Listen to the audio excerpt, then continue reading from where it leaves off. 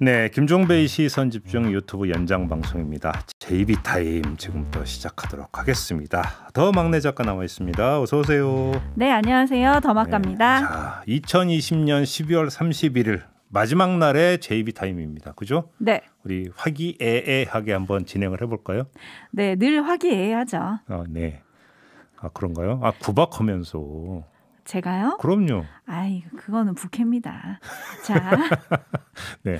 TIDY로 시작하는 아이디 가지신 분이 새해 복 많이 받으시고 내년에는 시선집중 청취율 1위 가자라고 해주셨습니다. 좋습니다. 네. 네, 이건 여러분들이 도와주셔야지 가능한 일입니다. 많이 네. 함께해 주시고요. 데이지님, 제작진분들, 촌철님들 새해 모두 부자 되세요. 행복부자, 건강부자, 미모부자.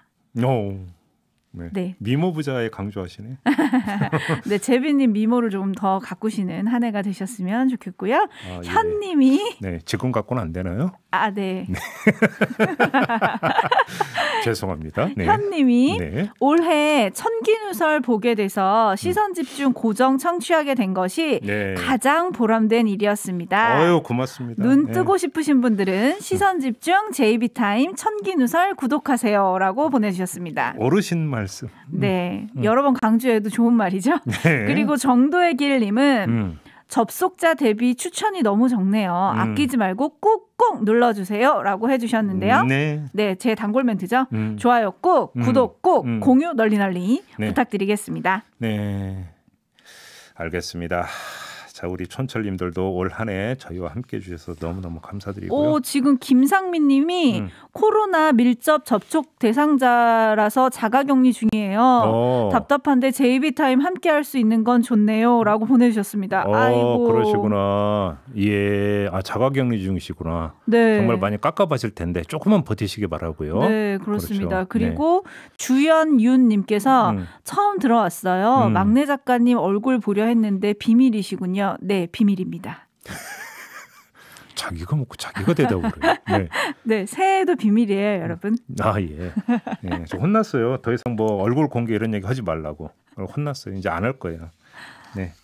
그러니까 우리 그 촌철님들도 포기를 하시는 게 나을 것 같아요. 예, 포기하시고요. 네. 제가 이렇게 신비주의가 유지돼야지 저희 JB타임이 더 흥할 거라고 생각합니다. 네, 근데 오늘 AS를 해야 되는데 네. 오늘 AS 저희가 생방 중에 너무 바빠가지고 예, 그 왜 바빴는지는 아시죠? 네, 우리 애청자 여러분과 이제 전화 연결을 하려고 하다 보면 이제 문자로 이제 사연들을 다 이제 전화를 해서 사전에 이제 연락을 하고 이래야 되는데 저는 제가 꼭 조금 전에 이제 우리 애청자 여러분들 연결을 했잖아요. 네. 그건 이제 문화센터 강사 일을 하신다라는 최쌤. 네. 너무너무나 밝고 목소리 밝고 활기차서 정말 좋다라고 했는데 이제 자기 자신에게 위로의 말을 건네면서 결국은 눈물을 흘리셨죠. 예. 예. 진짜 뭐라고 좀 표현을 못 하겠는데 제가 이럴 때마다 어휘력이 좀 딸려가지고. 그러니까요. 근데 어찌 보면 저게 지금 우리네 어떤 삶의 어떤 단편 아닌가 싶은 생각이 참 많이 들었어요. 그죠? 네. 1년 얼마나 힘들게 버텨왔어요. 정말 말 그대로 버텨왔다고밖에 얘기를 못 하잖아요. 네, 많은 분들이 그래서 공감해 주시고 응원해 주시고 오늘 코너 기획이 너무 좋았다고 많이들 막 이렇게 인사를 건네 주셨고 또 서로 토닥토닥 하면서 사랑을 또 전해 주셔가지고 예. 그 멘트들은 제가 마무리할 때 하도록 하겠습니다. 또 센스 만점 또 네, 주옥 같은 촌철들을 모아놨거든요. 네, 이따 눈물 흘리시면 안 돼요. AS 잠깐 하고 예. 오늘 그러니까 올해 마지막 JB타임이고 내일은 천기누설이 없잖아요. 그렇습니다. 그래서 듣자 하니 오늘 JB가 JB타임을 약간 천기누설처럼 준비한 것 같다는 소문이 들리던데 맞나요? 뭐 다 봐놓고 또 뭘? 그 말씀을 듣기 전에 네. 김종민 최고위원하고 최고의 정치할 때 들어왔던 촌철님들의 의견을 몇 개만 소개를 하고 바로 마이크를 넘겨드릴게요. 네. 세상에 님이 그놈의 시점 기다리다 숨 넘어가겠다.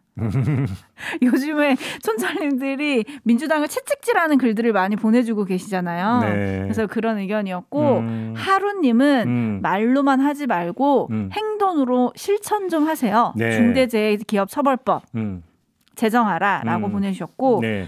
율라메르 박범계가 장관 윤석열이랑 적정선에서 타협 내지 협치하라는 뜻이 아니길 바란다. 미끄덩님. 네. 추미애가 하든 박범계가 하든 보편 타당하게 해야 되는 거지 누구라서 어떻다? 예. 그냥 기본은 믿고 갑시다. 강푸른 하늘님. 네. 민주당은 민주주의로 법대로 행동한다. 그래서 답답할 수 있다. 하지만 법 개정하면서 달라진다. 기대하시라 이렇게 보내주셨는데요. 네. 네. 알겠습니다. 근데 저는 이제 오늘 준비한 거 이야기하기 전에 요거 잠깐 얘기를 해야 될 것 같아요. 어제 이제 이 내각과 청와대 개편을 바라보는 포인트를 제가 이제 말씀을 드린 바가 있지 않습니까? 네. 그리고 이제 바로 이제 발표가 났고요. 네. 근데 이제 언론들이 막 쭉 쓰는데 저는 가장 어제 그 나왔던 어떤 개각 발표 내용과 그다음에 청와대 어떤 비서진의 어떤 사의 표명 네. 그다음에 후임이 누가 될까라는 하마평 보도를 다 종합을 했을 때 네. 거기서 가장 눈에 띄는 사람을 한 명만 뽑으라면 저는 민정수석을 꼽겠어요. 오. 많은 분들이 이제 박범계 법무장관 지명자를 이야기를 하던데 저는 개인적으로 꼽으라면 민정수석의 사의 표명과 후임 하마평을 오히려 저는 이제 가장 먼저 꼽겠어요. 네, 왜죠? 지금 그러니까 언론은 이것만 보도하고 있어요. 그러니까 그 청와대 비서실장과 정책실장이 사의를 표명을 했고 여기에 민정수석도 사의를 표명을 했는데 김종호 민정수석도 사의를 표명을 했는데 그 이유가 뭐냐면 어떤 윤석열 검찰총장에 대한 징계 과정에서 법원에서 정직 2개월을 받아들일 거라고 잘못 예측된 보고가 올라갔고 이거에 대해서 그 질책성 차원에서 이제 그 수석을 교체하는 거 아니냐 여기까지만 지금 그 보도를 하고 있더라고요. 근데 제가 볼 때는 뭐 그럴 수도 있어요. 근데 그건 제가 볼 때는 반쪽이고 중요한 건 지금 하마평 나오는 대로 만약에 신현수 전 국정원 기조실장이 민정수석으로 기용이 된다면 여기는 상당한 포석이 깔려 있는 인사일 수도 있다. 어떤 포석이요? 자, 그러니까 조금 전에 어떤 박범계 법무부 장관의 기용에 대해서 과연 그러니까 강당 있게 나갈 수 있을까라고 그러니까 그 고개를 갸우뚱거리는 그러니까 댓글이 많이 들어왔다고 말씀하셨잖아요. 네. 그 전에도 많이 들어왔고 네. 여기서 하나의 보완 기제로서 민정수석 기용을 볼 부분이 있다라는 거예요. 왜 그러냐면 문재인 대통령 취임 이후에 민정수석을 검사 출신을 앉힌 적이 단 한 번도 없었어요. 네, 맞습니다. 일정하게 어떤 그거는 하나의 원칙으로서 고수되어 왔던 인사 원칙이었는데 네. 신현수 전 국정원 기조실장은 검사 출신이거든요.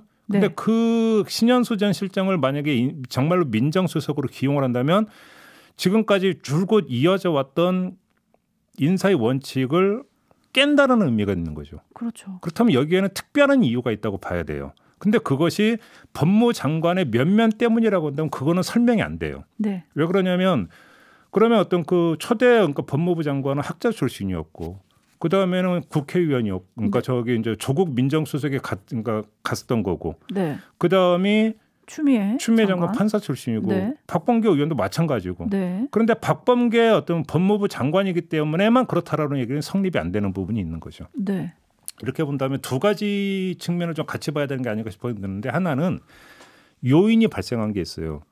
그게 뭐냐면 문재인 대통령이 되게 힘줘서 또 진행했던 권력기관 개편에 대한 실행 국면에 이제 들어가요. 실행. 그러니까 뭐냐면 검경 수사권 조정에 따라서 경찰청법 개정을 했죠. 국정원법 개정을 했죠. 그러면서 이제 그 경찰 조직 바꿔야 되고 국정원 조직 바꿔야 되고 공수처 출범하고 검찰 같은 경우도 마찬가지고 거기다 시즌2 이야기를 하고 있는데 이걸 총괄 조정하는 컨트롤 타워가 필요하다는 측면이 하나가 있어요. 네. 그러니까 그러면 그 컨트롤 타워가 어디여야 되는가라고 하는 문제에 있어서 사실은 그 권력기관 개편안을 주도적으로 마련한 게 바로 청와대 민정수석실이었어요. 조국 민정수석이 있을 때. 그때 발표도 조국 당시 민정수석이 했었고 네. 이 측면이 좀 하나가 있는 것 같아요. 그래서 여기서 어떤 그 만약에 컨트롤 타워 역할을 만약에 그렇게 한다면 네. 여기서 민정수석 역할은 커질 수밖에 없고요. 그 차원에서 법무부 장관과의 공조 체제를 그러니까 새로 구축하려고 하는 측면이 있을 거다. 네. 그렇기 때문에 이제는 검찰 개혁이라고 하는 것들을 법무부 장관 한 명의 어떤 역량만 놓고 보는 게 아니라 민정수석하고 같은 세트로 놓고 좀 그 바라봐야 되는 측면이 발생한 게 아니냐. 네. 이런 생각이 좀 드는 거죠. 그래서 저는 하나만 꼽으라면 이것 그러니까 그 이 픽을 어떻게 볼 것이냐를 주목할 필요가 있다라는 점만 좀 추가로 좀 말씀을 드리고 싶어요. 역시 틈새를 노리는 JB. 네네.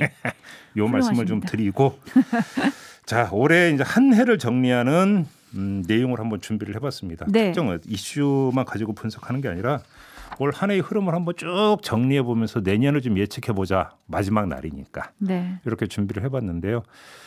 자, 올 한 해를 지배했던 키워드를 꼽으라면 단연 세 개 아닙니까? 네, 1번 코로나19, 2번 윤석열 내지 검찰, 네. 3번 총선. 네. 이렇게 딱 세 개의 어떤 키워드가 거의 한 해를 지배했다.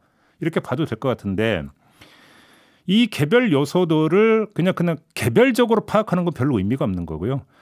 올 한 해의 흐름 속에서 올 한 해의 맥락 속에서 이 세 개의 요소가 어떻게 작용을 해왔는가를 봐야 되는 거 아니겠습니까? 네, 그렇죠. 자, 그걸 한마디로 정리하면 어떻게 정리할 수 있을까?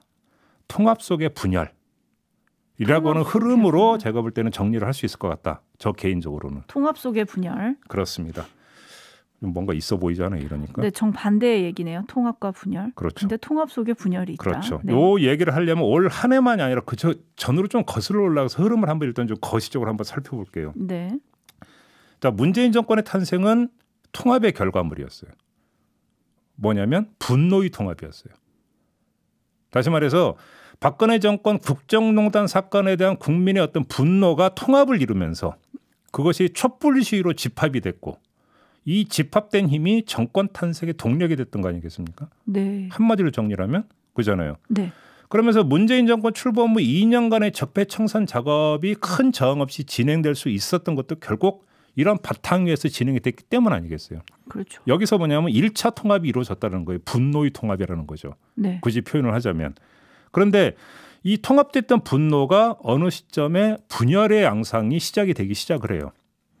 그게 적폐청산 수사가 마무리 국면에 들어가면서 이른바 조국 수사가 시작이 돼요. 그죠? 조국 수사가 그 시작이 되고 그와 동시에 이른바 통합됐던 분노가 분열이 되기 시작을 해요.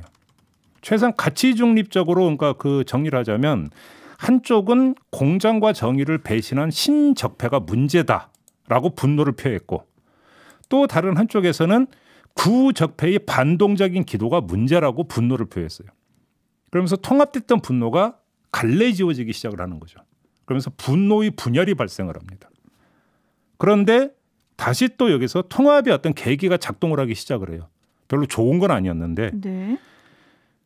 코로나19 전염 사태가 발생을 하면서 통합이 이제는 강제가 되는 거죠.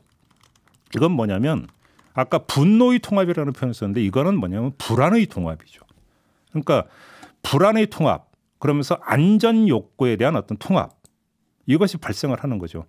전례 없는 비상 상황이 이견 없는 방역 참여를 유도를 했다라고 하는 점에서 국민 통합을 강제했던 측면이 있다라는 거예요. 근데 이걸 중요하게 봐야 되는 게 이 요인이 어떤 분열되는 분노의 분열상을 규정한 측면이 있다라는 거예요. 다시 말해서 정치 갈등의 수위와 범위를 제한시켜 버렸어요.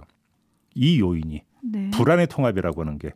그런데 이제 지금의 단계는 뭐냐면 이 불안감에 기초한 통합은 반강제적인 응급 성격을 띠고 있었던 건데 이게 상황이 장기화되면서 이제는 사회 구조의 변화를 유발하면서 안전 욕구는 이제 응급 처방을 넘어서 근본 처방을 요구하는 단계로 지금 진입을 하고 있다는 거예요. 네. 이렇게 되면서 뭐냐면 안전 사회라고 하는 것들을 어떻게 구축할 것이냐, 그 방향이 뭐냐라고 하는 비전의 문제와 그러면 그걸 실현하기 위한 처방의 문제는 무엇이냐. 여기서 하위 갈래로 이제 불거지고 있는 게 예를 들어서 재난지원금을 보편으로 줄 거냐, 선별로 줄 거냐도 사실은 여기서 하위 갈래 가운데 하나라고도 이야기할 수 있어요. 그런 부분이. 근데 아무튼 이런 것들을 둘러싸고 관점의 차이와 의견의 차이가 나타나면서 분열상이 이제 서서히 시작이 되는 단계로 진입을 하고 있다. 이렇게 정리를 해볼 수가 있을 것 같아요. 제가 볼 때는. 네. 그러니까 그래서 이 흐름 속에서 나타나는 이제 정치적 특징으로만 한정을 해서 한번 봅시다. 본다면 그거는 뭐냐면 보수 진영의 통합과 진보 진영의 위축이다. 저는 이렇게 말씀을 드릴 수 있을 것 같은데. 보수 진영은 통합하고 진보 진영은 위축. 되는 과정이 올 한 해 가속화됐었다라는 거죠. 그러니까 네. 아까 이야기했던 그 분노의 통합 상태가 깨지면서 분노의 분열이 발생을 했는데 이 분노의 분열이 보수 진영의 통합과 진보 진영의 위축을 낳고 있다라고 하는 점을 말씀을 드리는 거고요. 이게 또 한 가지는 뭐냐면 이 그 불안의 분열이라고 하는 측면은 이 진영 간의 어떤 그 갈라지는 현상을 넘어서서 진영 내의 분열상을 조금씩 지금 초래하고 있는 점을 주목해서 봐야 된다. 이건 좀 이따 다시 이야기해요. 이게 왜 주목해서 봐야 되는 건지는 좀 이따 다시 말씀을 드리겠는데 이게 지금 정치적 특징으로 나타나고 있는 것 같고요. 이 흐름에서 보면 보수 진영의 통합 추세는 이게 결절점을 아마도 형성하는 기점이 보궐선거가 될 거라고 봐요. 이 보궐선거에서 반문연대를 바탕으로 한 후보 단일화에 성공하는지가 아마 결정적인 요인이 될 거라고 보는데 후보 단일화에 성공을 하면서 그 단일화의 노하우까지 만약에 그 보수 진영에 공유하게 된다면 이 보수 통합 추세는 대선 국면까지 이어져서 아마 대선 국면에서 완결점을 찍으려고 할 거라는 것이죠. 근데 만약에 정반대로 이게 실패를 한다면 어떻게 되는 거예요? 보궐선거가 사실상 파장 국면으로 가는 보수 진영의 파장 국면으로 가는 시발점이 될 것이다. 이렇게 봐야 되는 거겠죠. 네. 자, 그다음에 진보 진영의 위축 추세가 있었다고 말씀을 드렸는데 이거는 제가 볼 때는 보궐선거를 지나쳐서 관통을 해서 대선 국면까지 쭉 이어질 거라고 봐야 될 것 같아요. 자, 보궐선거의 성패에 따라서 직접 영향권에 들어가는 사람은 이낙연 민주당 대표예요. 그렇죠. 네.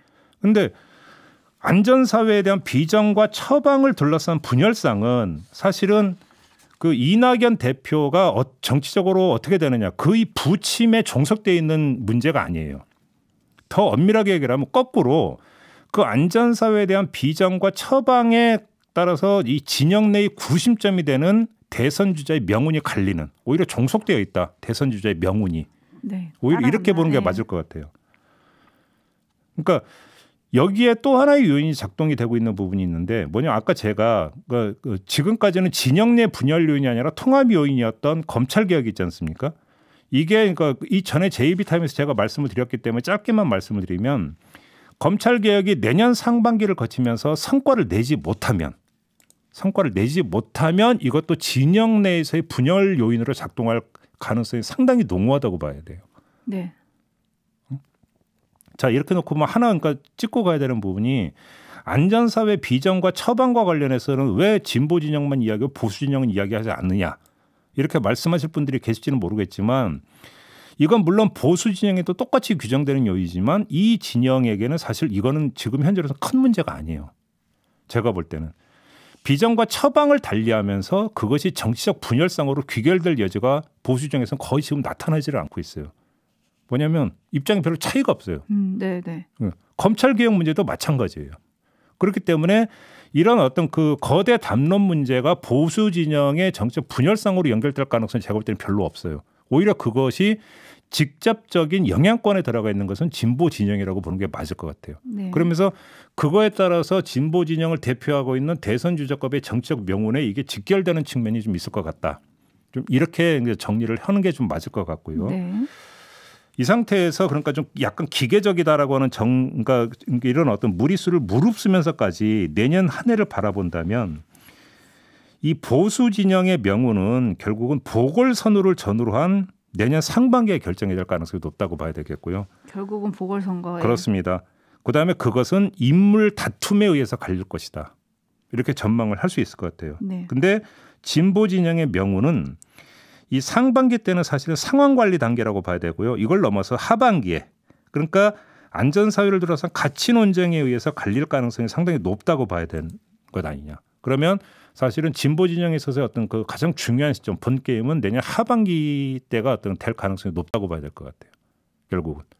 그러니까 일단은 그 아주 러프하게 그러니까 전망을 한다면 이렇게 좀 전망을 할 수 있지 않을까 싶은 생각이 드는데 아무튼 갈수록 제가 볼 때는 이것을 하나로 묶어낼 수 있는 어떤 그 기제보다는 그러니까 계속 갈라지는 기제가 더 많이 작동을 하는 한 해가 될 가능성이 높다. 다만 그 타이밍과 요인이 다를 뿐이다. 보수 진영과 진보 진영은 일단은 좀 이렇게 정리를 할 수 있을 것 같습니다. 네. 근데 그 보수 진영의 단일화가 이제 성공하는 게 좀 관전 포인트라고 짚어주셨잖아요. 네. 근데 거기서 정진석 국민의힘 공천관리위원장이 어제 한마디 했잖아요. 그거는 어떻게 보십니까? 뭐라고 한마디 했는데? 제1야당이 범야권의 플랫폼이다.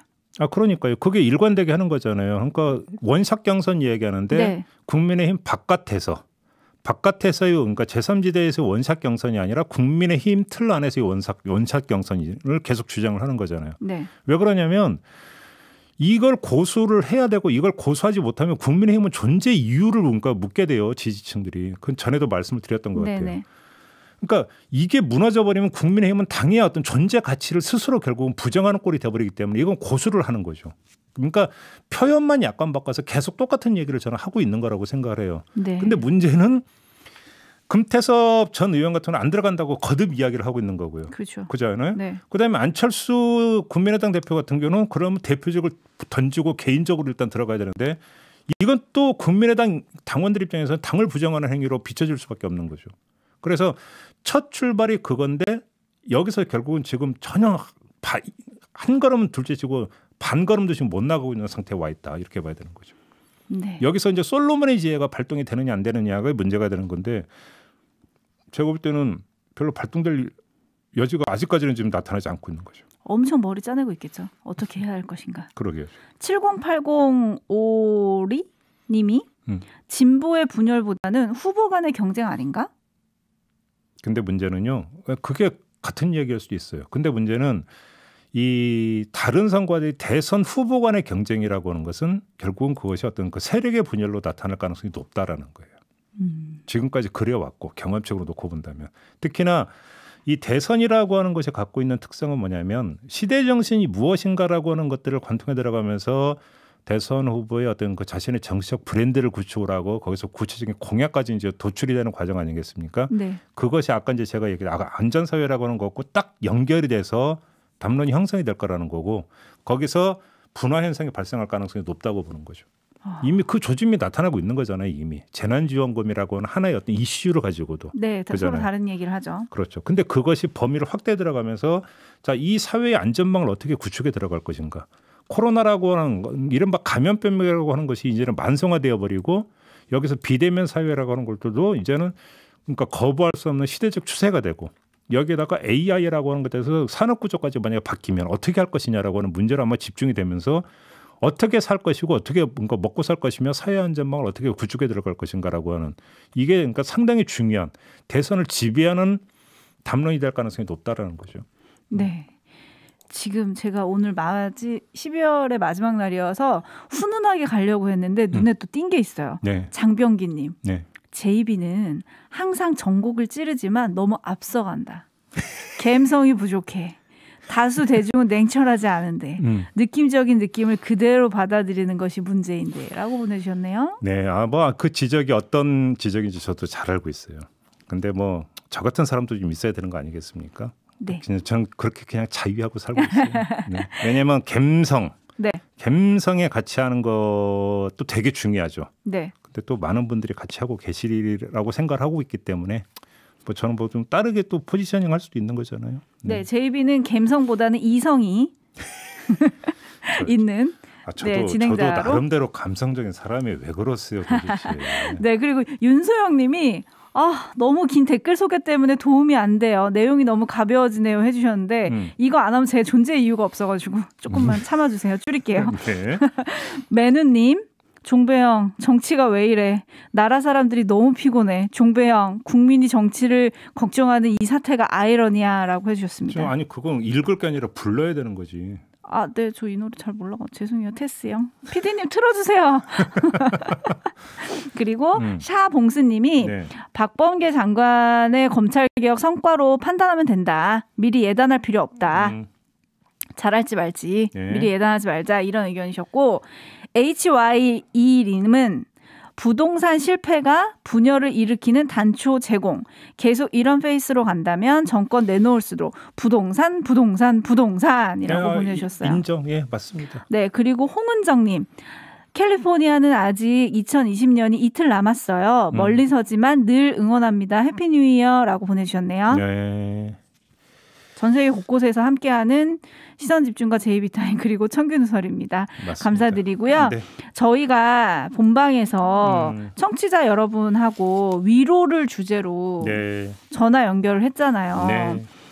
그때 정말 많은 분들이 좋아해 주셨고 또 많이 그러니까 댓글 남겨주셔가지고 네. 그 촌철님들 얘기를 좀 들려드리고 싶어요. 따로 정리를 해놨는데 테디베어님이 참 따스합니다. 이런 코너 기획 너무 좋습니다. 고 보내주셨고 네. 아까 제이비도 잠깐 얘기했는데 문화센터 영어 선생인데 올 한 해 코로나 때문에 한 번도 수업을 못했다. 그래서 특고 그 지원금으로 1년을 버텼다라고 해주셨던 최쌤. 네. 그분의 그 밝은 에너지와 그리고 눈물이 정말 많은 분들의 의견을 보내주고 계신데 스프링데이님이 정말 긍정의 힘을 가지신 분이네요. 이런 분에게 교육받는 학생들 행복할 것 같아요. 힘내시고 이 상황이 빨리 지나가길 바라봅니다. 라고 해주셨고 네. 리틀 프린스님. 우리 남편도 3일째 자가격리 중이다 보니 너무 공감돼서 눈물이 났습니다. 이렇게 보내주셨고 인생 꽃 같네. 아이디가 너무 좋죠. 네. 인생 꽃 같네. 꽃피는 봄날이 다가옵니다. 힘내세요. 그리고 이금희님 용감해서 좋아요. 우리 다 함께 넘고 있어요. 힘내세요. 네. 라고 보내주셨고 존버 정신님. 네. 저는 서울에서 모자 만드는 자영업자입니다. 아, 예. 힘드셨대요. 몇 분은 또 쉬게 할 수밖에 없었고 이렇게 힘드셨는데 아자아자 신축년 다시 시작합시다. 지겹다 코로나 꺼져. 이제 목소리 연출도 되고 좋아요. 아, 날로 발전하고 있어요. 네. 근데 아까 저기 그 문화센터 영어 강사님 네. 최쌤 저도 네. 인터뷰하면서 어떤 생각입니까? 막 목소리 밝고 활기차고 그래서 근데 이제 그 목소리에서 전달되는 그 일련의 상황은 너무너무 힘들었던 상황이잖아요. 그죠. 그러면서 이렇게 밝고 활달해서 참 좋았다라고 생각했는데 결국은 무너지잖아요. 네. 저는 그게 인생이라고 생각을 해요. 버티는 것은 힘이 있기 때문에 버티는 게 아니잖아요. 힘들기 때문에 버티는 거잖아요, 사실. 네. 그래서 있는 거 없는 거 전부 다 달달 긁어모아서 어떻게든 진력을 다해서 버티는데 그건 한계가 있는 거고 결국 놓아버리고 털썩 주저앉아서 울고 싶을 때 그럴 때 정말 필요한 게 위로잖아요, 사실. 네. 바로 그것을 확인하는 순간이 아니었나 싶은 생각이 좀 드는 거고. 네. 그래서 이제 많은 분들이 저도 그래요 이렇게 약간 그러니까요. 네, 마음을 또 터놓으시면서 서로 위로가 되는 시간이 됐던 것 같아요. 그리고 아까 했던 네. 그 이제 그 부인이 이제 간호사시라는 분. 네. 그러니까 방역 최일선에서 그것도 이제 그 이제 정신병동에서 일하시면서 얼마나 힘드시겠어요. 근데 힘드시죠. 또 자제분은 입시생이었고 네. 또 한 그 자제는 또 이제 장애를 갖고 있고. 네. 저 상황을 어떻게 버틸 수 있을까라는 생각을 하는데 결국은 이 그 삶의 고난이 우리 국민 한 사람 한 사람을 전부 다 슈퍼맨으로 만든다. 그러니까요. 정말 원더우먼이셨던 어머님이셨잖아요. 대한민국 네. 5천만 국민은 모두가 슈퍼맨이었습니다. 그리고 첫 번째 연결하셨던 분도 그 대구에서 섬유공장에서 주간이랑 야간 교대 근무를 하시는 분이에요. 네. 근데 남편이 아들이 4살 때 돌아가셨고 그 홀로 키운 아들이 이제 결혼을 한다. 그래서 아들한테 위로의 메시지를 전하시는 분이었잖아요. 그렇죠. 그때도 이래서 엄마의 힘은 강하다. 뭐 이런 얘기들 많이 보내주셨고 김윤택님은 올해 옷을 사본 기억이 없어요. 집에서 입으려고 두꺼운 잠옷 한 벌 샀어요. 네, 저희들의 일상이 약간 무너진 한 해였던 것 같은데 내년에는 코로나랑 진짜 안녕하고 네. 네, 일상의 행복이 찾아오길 바랍니다. 그리고 마중물님이 천기 누설로 사자시를 보내주셨어요. 오. 사행시. 운 띄워주세요. 1000만 구독도 가능합니다. 기다려보세요. 누구야? 구독 안 누르는 사람. 설사 때문에 죄송합니다. 아니 누까지는 좋아요. 설 단계에서 이게 뭐야? 왜 마중물님 조금만 더 분발해주세요. 아니 왜 거기서 설사를 하세요? 설사를 지금. 네. 마중물님이 그렇게 보내주셨고. 근데 괜찮은데?